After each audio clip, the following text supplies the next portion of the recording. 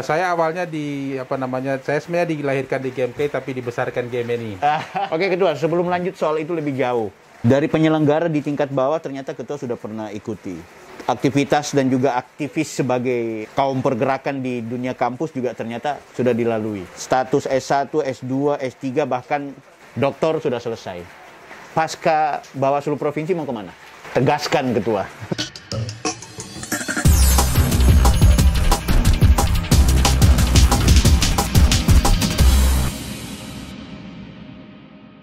Halo, Assalamualaikum warahmatullahi wabarakatuh. Podcast Offside, Bang Bill. Ini edisi spesial karena saya bersama Ketua Bawaslu Provinsi Sulawesi Utara, Bapak Dr. Herwin Malonda. Apa kabar, Pak Ketua? Baik. Saya ngambil kesempatan mumpung beliau lagi supervisi ke kantor Bawaslu Kota Manado. Ini kenapa spesial? Karena Pak Ketua Bawaslu Provinsi ini sebenarnya saya mau kupas soal ada hal yang menarik. Beliau belum lama ini didaulat atau sudah menyelesaikan tugas akhir di S3. Nah, yang paling menarik, Pak Herwin Malonda justru mengambil spesifikasi Doktor Ilmu Lingkungan ya, Ketua? Ya. Oke. Sementara beliau Ketua Bawaslu Provinsi Sulawesi Utara. Sebelum ke situ, saya mau cari informasi dulu. Pak Herwin Malonda ini kenapa kok tiba-tiba, atau bukan tiba-tiba, kenapa memilih jalan karir beliau di penyelenggara pemilu atau penyelenggara pilkada? Kita kupas saja bersama beliau. Pak Ketua, jelaskan kepada publik, kenapa tiba-tiba berorientasi sebagai penyelenggara pemilu? Ya, ini kan sebenarnya awal dari tujuan reformasi. Kami kan boleh dikatakan di generasi yang antara di masa Orde Baru ke masa reformasi.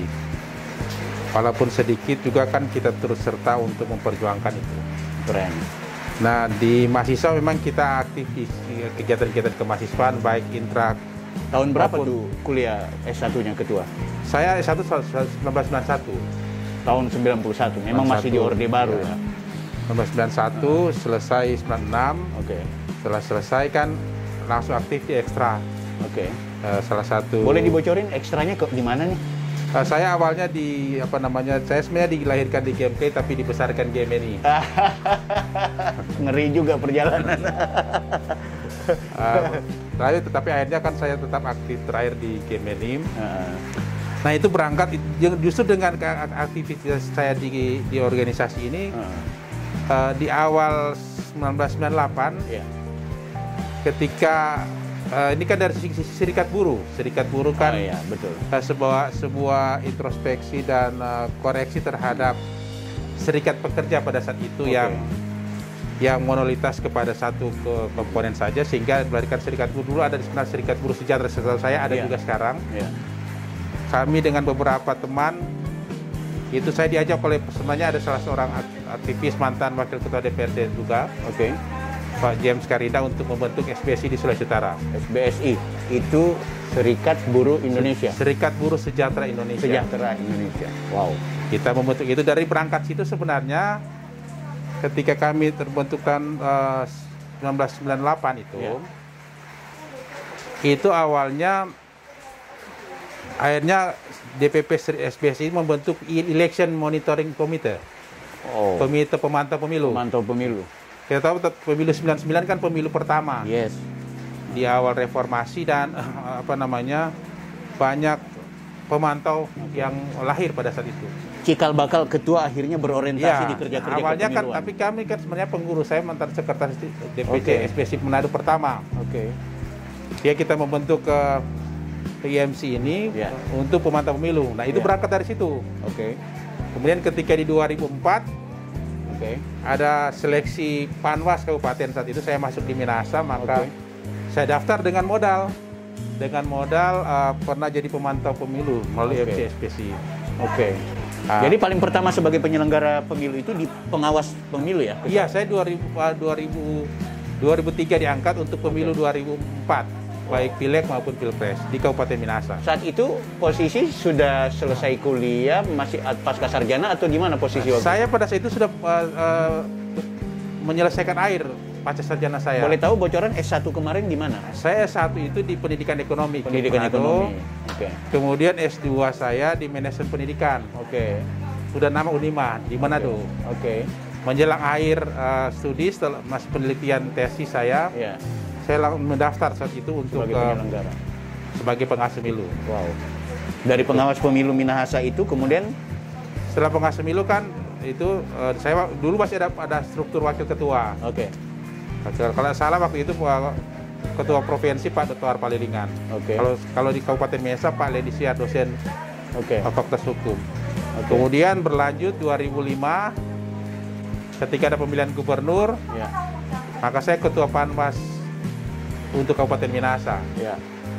Ini kan ad hoc. Ya, ad hoc. 2007-2008 pemilihan bupati dan wakil bupati Minahasa saya ketua Panwas Panwas lagi. Kabupaten Minahasa. Berarti sudah 3 kali berturut-turut Iya, ya? ketua? setelah itu 2008 saya jadi anggota KPU Minahasa.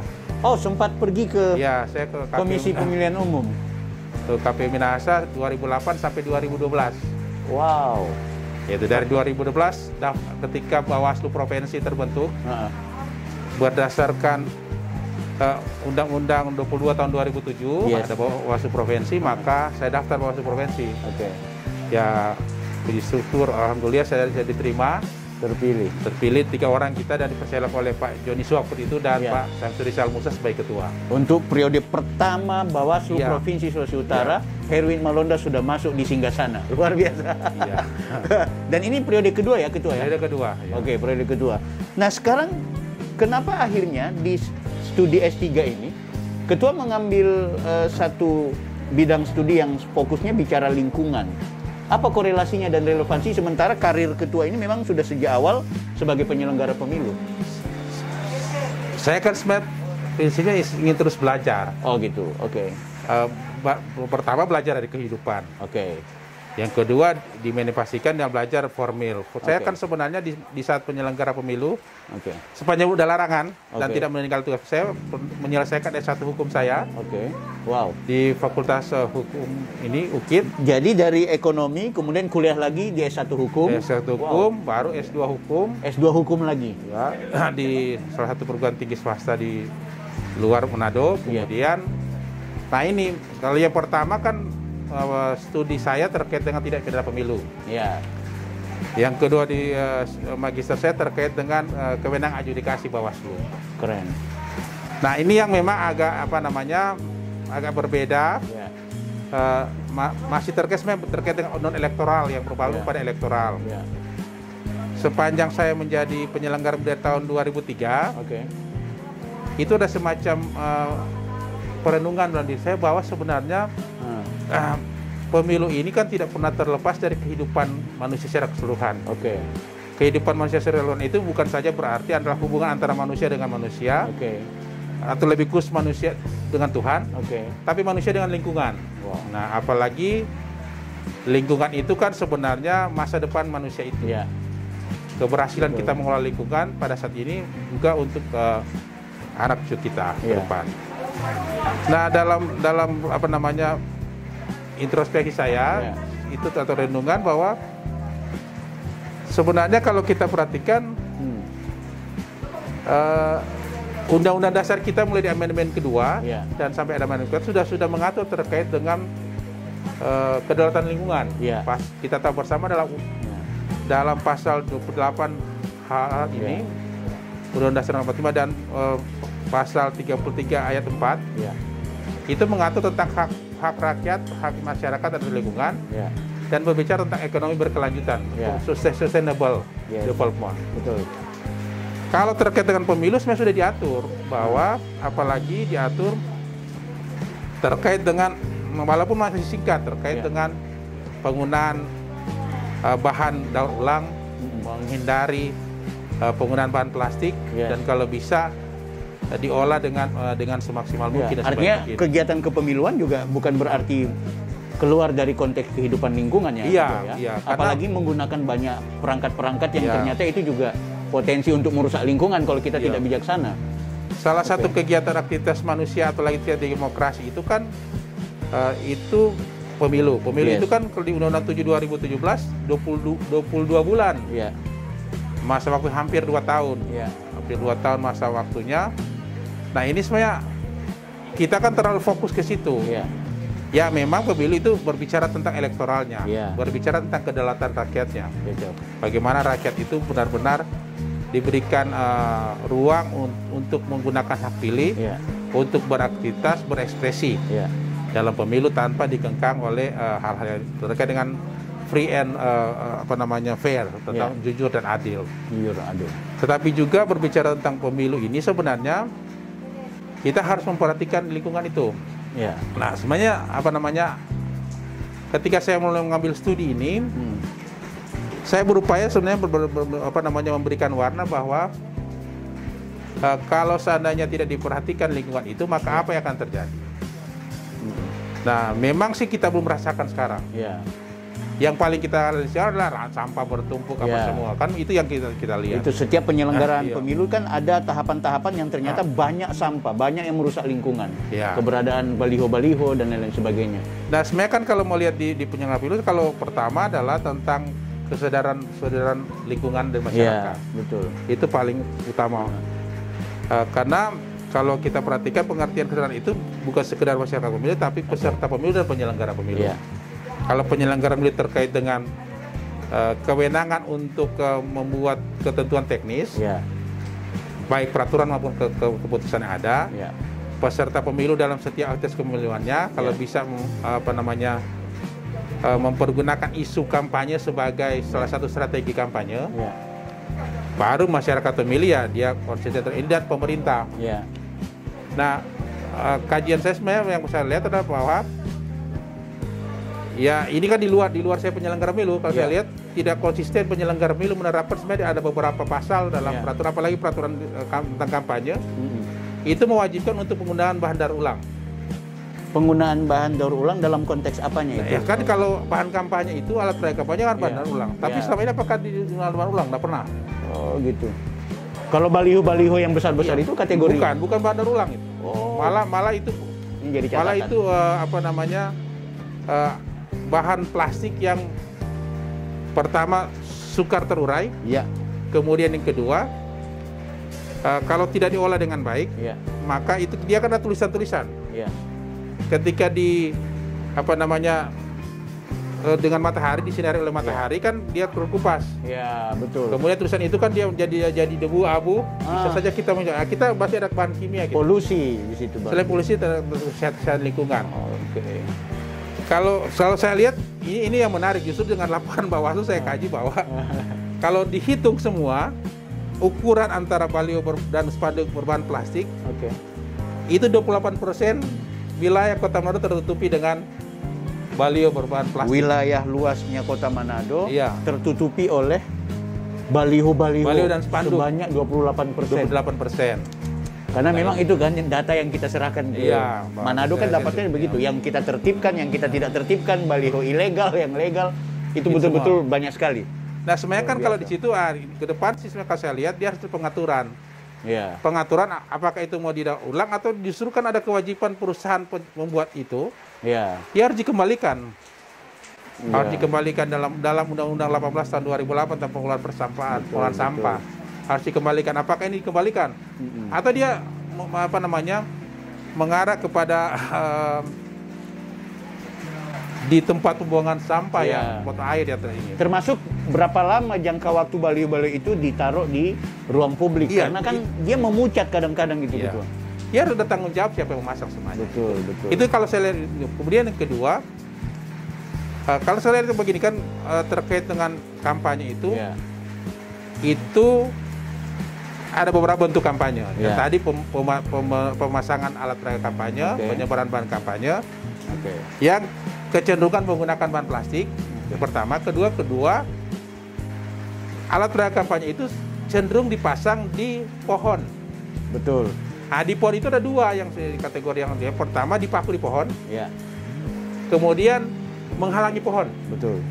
Kalau orang sekilas tidak tahu bahwa itu tidak ada masalah, padahal itu ada masalah besar. Pertama, kalau dipaku di pohon, maka kan pohon itu kan ada kulitnya, kulit pohon baru pohonnya itu kan.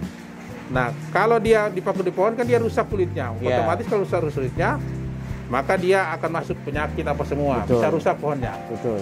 Nah, kemudian yang berikut, kalau yang menghalangi pohon itu, dia bisa menghalangi pohon melakukan proses fotosintesis. Iya. Tahu nggak kalau fotosintesis, kalau pohon itu dengan daun itu dia kan bisa menyalurkan oksigen. Kita Betul. hirup oksigennya. Kalau kita aktivitas ada melakukan bahan bakar, polusi udara, dia hirup karbon dioksidanya. Karbon dioksida itu iya. yang kemudian diserahkan lagi ke manusia kan, Ketua? Iya, kalau ini. Kalau dia nggak ada kan kita langsung ini otomatis. Betul. Nah, itu dia pohon itu. Nah, kalau apa namanya, alat perlengkapannya menghalangi kan tidak bisa melakukan proses fotosintesis dia. Betul, betul.